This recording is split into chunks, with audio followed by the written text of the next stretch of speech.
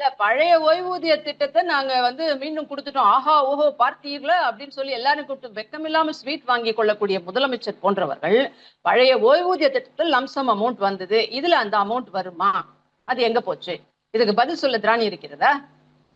இதுக்கு அவர் தன்னால அந்த அந்த 10% அவர் மாசம் ஒரு சம்பளம் வாங்கக்கூடியவர் 50,000 ரூபாய் சம்பளம் வாங்குறாரு, 5,000 சேர்த்து வச்சாருனால அவருடைய பணிக்காலத்துல அவருக்கு எவ்வளவு பெரிய அமௌண்ட் வருமே, அதை வட்டிக்கு போட்டாலே உனக்கு பேங்க்ல 8% வட்டி வந்தாலே எங்கேயோ அவருக்கு அசலும் இருக்கும் வட்டியும் இருக்கும் இல்லைங்களா?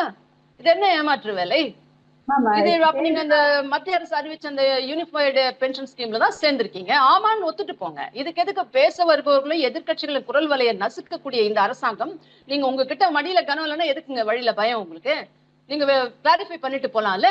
அதை விட்டுட்டு உங்க செய்தி தொடர்பாளர்கள் வெக்கமில்லாமல் முத்துவேல் கருணாநிதி ஸ்டாலின் அதை செய்து விட்டார் இதை செய்து விட்டார், ஏன்னா எதிர்கட்சி என்னை போன்றவர்கள் அங்கே குரல் கொடுப்பதற்காக செய்தி தொடர்பாளர்கள் யாரும் இல்லைன்னா இவங்க வாயில வந்ததை வட சுட்டுட்டு போலாம்ல. மீண்டும் மக்களை ஏமாத்தி ஏவா வேலு போன்றவர்கள், KN நேரு போன்றவர்கள் வேலை வாய்ப்புக்கு ஒருத்தருக்கு 35 லட்சம் வாங்கின மாதிரி ஒருத்தர் 800 கோடியும் 900 கோடியும் 1000 கோடியும் டாஸ்மாக்ல 40,000 கோடி இவங்க கொள்ளையடிப்பதற்காக எதிர்கட்சியில இருந்து யாருமே வரக்கூடாதுன்னு நினைக்கிறாங்க. இதற்கு மீடியாக்களும் ஒத்து ஊதி கொண்டிருப்பதுதான் ஆக சிறந்த வேதனை.